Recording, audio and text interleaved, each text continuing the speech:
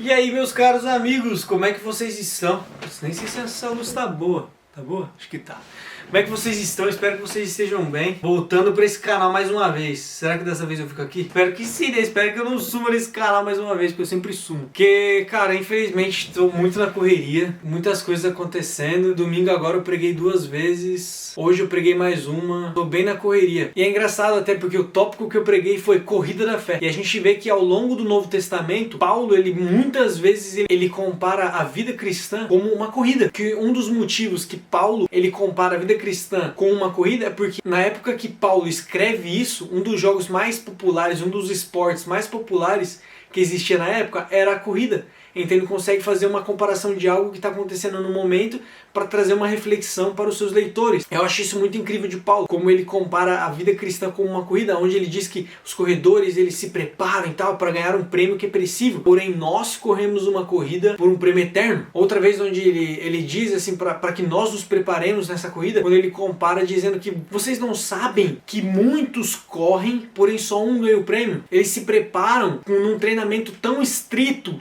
para ganhar algo que é perecível, algo que vai passar, mas nós corremos por algo que é eterno. Eu acho muito incrível como Paulo ele nos encoraja a viver uma vida sempre correndo essa corrida e correndo da melhor forma, não nos importando como nós começamos, mas sim nos importando como nós terminaremos essa corrida. E eu acho isso muito incrível da vida de Paulo, como ele nos encoraja. Em Hebreus 12, eu vou ter que parafrasear, mas parafrasear não, deixa eu pegar minha Bíblia e ler, né? Alguém sabe onde está Hebreus? Se você sabe onde está Hebreus, coloca aí nos comentários. Então, em Hebreus 12, verso 1, ele diz: portanto, também nós, considerando que estamos rodeados por tão grande nuvem de testemunhas, desembaracemo-nos de tudo que nos atrapalha e do pecado que nos envolve, e corramos com perseverança a corrida que nos está proposta, olhando fixamente para o autor e consumador da fé, Jesus, o qual, por causa do júbilo que lhe fora proposto, suportou a cruz, desprezando a vergonha, e assentou-se à direita do trono de Deus. O autor de Hebreus ele está escrevendo assim, ó, cara, basicamente, se lembrem dessa nuvem de testemunhos que nós temos. Então se desprendam daquilo que vos segura, se desprendam do seu pecado, se desprenda de tudo aquilo que te previne de terminar essa corrida. E eu acho muito incrível como ele escreve isso logo após ele falar de todos os heróis da fé. Os heróis da fé são basicamente estas testemunhas que ele está dizendo. São basicamente as pessoas que correram essa corrida antes de nós. Então que nós fixemos os nossos olhos em Cristo e terminemos essa corrida com perseverança, assim como Cristo terminou a corrida. Assim como Cristo terminou a corrida na cruz por amor a nós. Sabe, ele estava de olho no prêmio, ele estava de olho na recompensa, sabe? E assim, nós temos que correr essa corrida com o olho na recompensa. Nos foi proposta, sabe? Nos foi dito que para todo aquele que terminar essa corrida receberá um prêmio. Nós temos um prêmio para correr por. Então, que corramos essa corrida com os olhos no prêmio, olhando para o prêmio que nos foi prometido. É um prêmio que dura eternamente. E sabe, às vezes eu pensava que, Cristo vai me dar um prêmio, Ele vai me dar uma recompensa. Mas não, Cristo é a recompensa. Ele é a recompensa que dura eternamente. Viver com Cristo é a recompensa, sabe? Então, pra gente correr essa corrida, Paulo ele nos deixa 3 pontos. Óbvio, ele deixa mais, mas esses são os 3 que eu separei aqui. Que o primeiro é humildade. Em Atos 20 ele escreve para os Efésios, ele está com a igreja de Éfeso pela última vez antes dele voltar para Jerusalém e ser morto por sua fé, antes dele ser martirizado. E ele está com a igreja de Éfeso e ele diz assim, ó, desde que cheguei na província da Ásia, sempre trabalhei para o Senhor, sempre servi vocês com grande humildade no Senhor. Ele sempre correu essa corrida com grande humildade. Um dos passos mais importantes para a gente conseguir terminar essa corrida e terminá-la bem é correndo com humildade. Se nós não andamos com humildade, nós andamos de orgulho. E orgulho é o contrário de humildade. Se não andamos no Espírito de Cristo, que é o Espírito da humildade, andamos no Espírito de Satanás, que é o Espírito do orgulho. Essa é a verdade. Algo que eu ouvi essa semana não, mas algumas semanas atrás, é que uma frase de João Calvino, onde ele diz: orgulho é a mãe grávida de todos os pecados. E isso é uma das frases que mais faz sentido, porque se nós descemos a raiz de todos os pecados que cometemos, encontraremos orgulho. O orgulho nada mais é do que nós indo contra tudo aquilo que Deus diz ser certo ou errado. Orgulho é aquilo que nos move a dizer, eu realmente não concordo com isso. Deus está sendo injusto nisso. Então eu irei contra. Quando Deus diz que mentira é errado e nós achamos que é certo, isso é orgulho. Orgulho nada mais é do que nós dizermos, eu dirijo a minha própria vida, eu não preciso de Deus. Isso é andar debaixo de orgulho.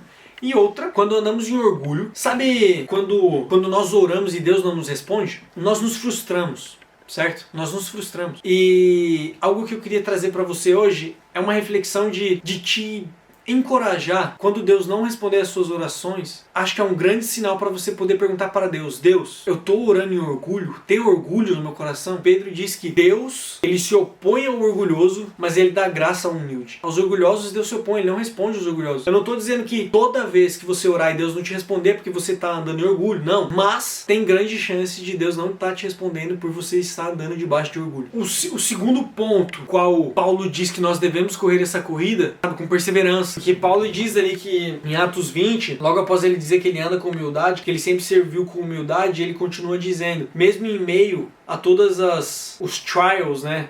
Tipo assim, as dificuldades por conta da perseguição dos seus oponentes judeus. Então eles estavam sempre perseguindo Paulo, colocando ele na prisão, querendo acabar com o ministério dele. Então mesmo diante disso, Paulo ele continua perseverando. Mesmo diante de toda a perseguição, de todas as vezes que ele apanhou, de tudo que acontece com Paulo, ele continua perseverando na fé. E eu acho que isso é uma das coisas mais importantes, que mesmo diante de perseguições e de tudo aquilo que pode nos fazer tirar dessa corrida, sair dessa corrida, a gente tem que continuar perseverando. E uma das únicas formas de a gente continuar perseverando é nós olhando para Cristo. Assim como em Hebreus 12, que a gente acabou de ler, o autor ele continua dizendo, Cristo perseverou na cruz, ele aguentou a cruz por conta do que lhe foi proposto, da recompensa que lhe foi proposta. Sabe, é isso que ele está dizendo. Cristo suportou a cruz. Então se Cristo suportou a cruz, nós também podemos suportar a nossa cruz.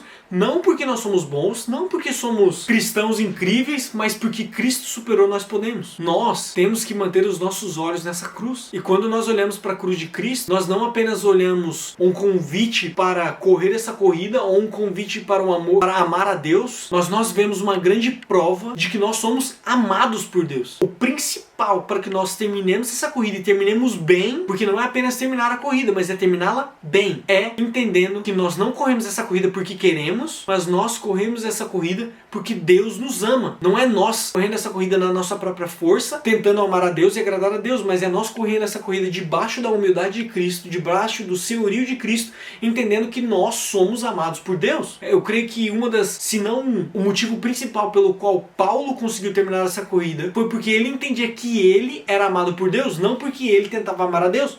Porque Paulo, tentando amar a Deus, ele perseguiu muitos cristãos. Paulo não perseguiu cristãos porque ele era mau, mas ele perseguiu porque ele era zeloso pela palavra de Deus. Ele era zeloso pela lei de Deus e ele acreditava que todos os cristãos eram hereges, que eles estavam seguindo um falso Cristo, até que ele é encontrado pelo amor de Deus. Paulo, tentando correr essa corrida da fé, tentando correr essa corrida da vida, amando a Deus, ele perseguiu muitos cristãos. Agora Paulo, sendo amado por Deus, morreu pela sua fé. Entende? Essa é a diferença. Quando nós tentamos amar a Deus, nós correremos errado. Se nós entendemos que somos amados por Deus, nós conseguiríamos completar essa corrida e completá-la perfeitamente. Eu não sei a que ponto dessa corrida você tá, se você acabou de começar, se você deu uma pausa, se você saiu dela. Eu não sei a que ponto você tá, mas eu quero te dizer que não importa aonde você parou, não importa como você começou, se você começou velho, se você começou novo, não importa. O que importa é como você termina essa corrida. Porque nós vemos pessoas na Bíblia que começaram bem, mas terminaram muito mal. Uma delas é Salomão. Salomão começa a vida dele, a corrida da fé dele, digamos ali quando ele começa a ser rei em primeira Reis 3, se não me engano, onde Deus chega para Salomão e fala assim, Salomão, me peça o que você quiser. E ele fala, Deus, me dê sabedoria para guiar o teu povo. Olha o que esse cara pede. Ele pede algo tão importante e tão necessário. Ele começou a corrida tão bem, porém ele terminou tão mal. A gente vê ele em Eclesiastes dizendo que é tudo em vão, sabe? Você vê um cara ali que, pô, não parece ser o mesmo cara que começou. Só que daí quando você pega o contexto do final da vida dele, você vê que ele termina a vida totalmente desobedecendo a Deus e adorando a outros deuses, porque ele quebrou o princípio que Deus tinha estabelecido na vida dele. Então a gente não pode quebrar princípio e a gente tem que começar essa corrida, mesmo que a gente comece ali cambaleando, tropeçando. Cara, começa, vai indo, corre com humildade. E essa não é uma corrida que eu tô correndo contra quem tá do meu lado, que eu tô tentando derrubar ele e ganhar dele. Não, ele tá correndo junto comigo. A pessoa que tá do meu lado tá correndo junto comigo. A única pessoa que pode me impedir de terminar essa corrida não é quem tá correndo do meu lado, sou eu mesmo. Eu sou a única pessoa que posso me impedir de terminar essa corrida e terminá-la bem. Porque se nós entendemos que nós não estamos correndo um contra o outro, mas estamos correndo um com o outro, tudo muda. Porque Paulo diz que muitos correm a corrida, mas só um ganha a recompensa. Então, quando eu estava lendo sobre isso, o Senhor me levou para João 17, quando Jesus ora sobre nós. Ele não ora somente sobre os discípulos, mas ele ora sobre todos aqueles que viriam a crer nele. E nós somos esses. Cristo orou por nós. Quando Cristo diz, Deus, Pai, eu oro para que eles sejam um, como nós somos um. Sabe, Deus e Cristo são um. Eles são um. Então Jesus, ele ora por nós para que nós, o corpo, eu, você que está assistindo, para que nós sejamos um, para que nós corramos juntos. O meu pedido é que você entenda que você não está correndo contra as pessoas, mas que você está correndo junto com as pessoas para que vocês, para que nós chegamos juntos na linha de chegada. E Cristo está na linha de chegada, sabe, esperando por nós para dizer, sabe, servo bom e fiel, entra no prazer do seu Senhor, sabe, eu creio que é assim que ele diz no português, mas a gente está correndo junto, então que venhamos realmente correr como um corpo. Era isso que eu queria deixar para você. Comenta aqui o que você achou desse vídeo. Eu sei que esse vídeo é um pouco mais longo, e diz o que você achou desse vídeo mais explicativo sobre a Bíblia, mais ensinando, sabe, tipo, quebrando a palavra ali e trazendo em pontos. Me diz aqui o que você acha. É a primeira vez, creio eu, que eu tô trazendo sobre uma passagem, e a passagem que eu quebrei aqui é Atos 20, de 17 ao 24, que é quando Paulo tá a última vez com a igreja de Éfeso. Então, diz aqui, deixa aqui nos comentários o que você achou. Curte, comenta, compartilha. Jesus está vivo.